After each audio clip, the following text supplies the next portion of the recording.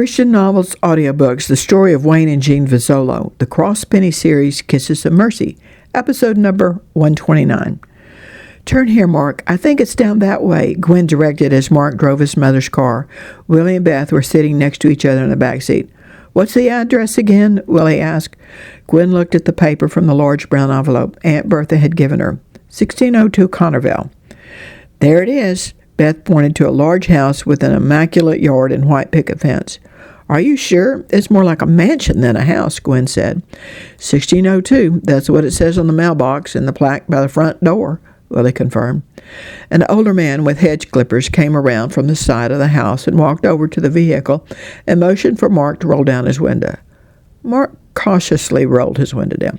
"Oh, I'm sorry. I must look kind of scary with these clippers." The man lowered the clippers. "I'm Slim, one of Bertha's neighbors. I've been doing her yard for decades. You must be Gwen and friends or family. She told me to expect you and to spiff up the place a little. Come on and get out. Bertha told me she gave you the key. I hope so, 'cause I've never had one." "Yes, thank you. I have it right here." Gwen held up the key. The guys helped their ladies out of Beth's car. "I'll just finish up and go home. Oh, Bertha told me to tell you I do the yard every Wednesday, and she will be paying for it herself, so you don't have to pay me." The tall, slim man turned and went back around the edge of the house. Before they could go inside, they heard the steady snip-snip of the clippers on the side hedge by the white fence. At exactly 1:29 p.m., Lieutenant Commander Albert J. Anderson left the office restroom dressed in his uniform and carrying a very expensive briefcase.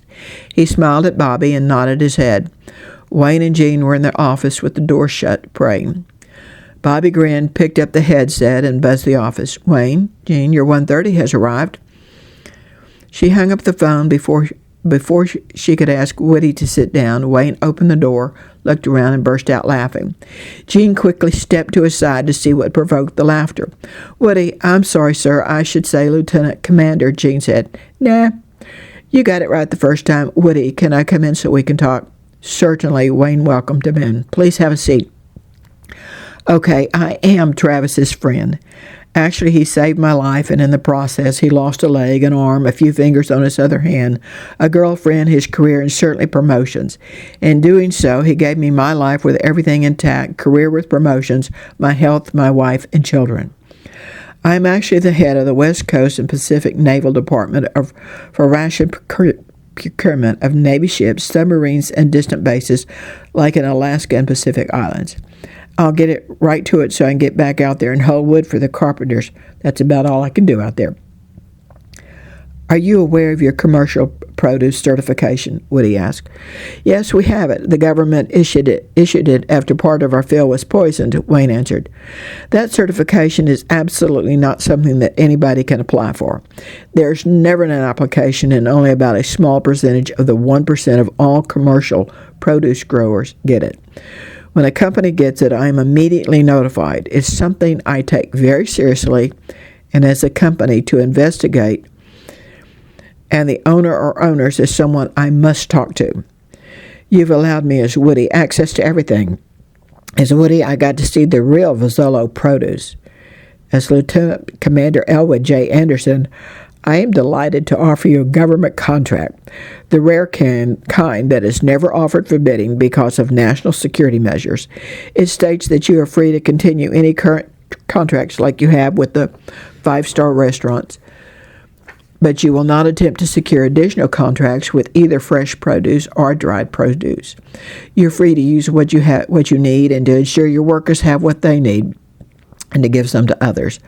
But Wayne and Jean, we want the dried produce in large containers for supplies on board ships and submarines, on bases, and also stored in underground safety bunkers for high-ranking military and government officials.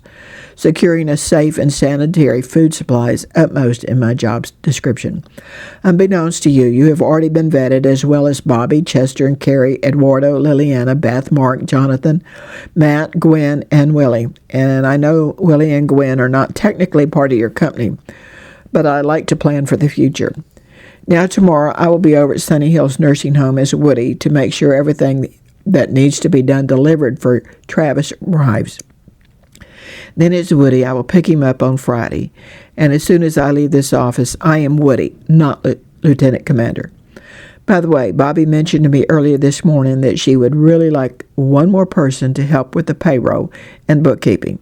How do you feel about hiring wounded Vietnam vets? I can attest to the abilities of a certain young hero and recommend him highly.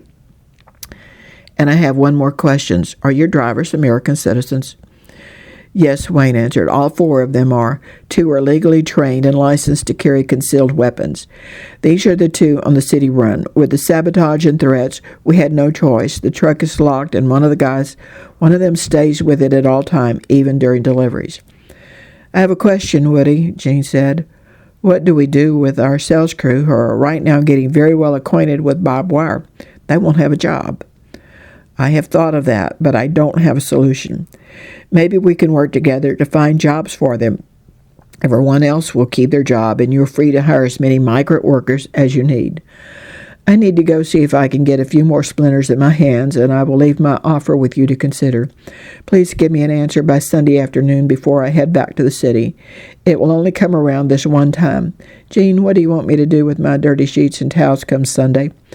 Woody, you can ask anybody where the laundry is and go wash the sheets, dry them, and put them back on the bed. At the same time, you can do your towels and fold them and put them back where you found them, she answered. Aye, ma'am. With that, he got up, shook hands, and walked out of the office. Stopping at Bobby's desk, he said, Bobby, you did not see this. I'm only Woody. Do you understand? I'm serious and national security is at stake. Woody, go change your back and get some more splinters in your hands unless you want to learn how to put up barbed wire. Bobby laughed and shooed him out of the office. I have payroll to finish. I do need some help doing it. I hope you told him that. I did. I promise I did. Woody laughed as he rushed off to the office restroom again and changed back. As soon as he put his suit back and covered briefcase in the camper, he headed to Tony's shed.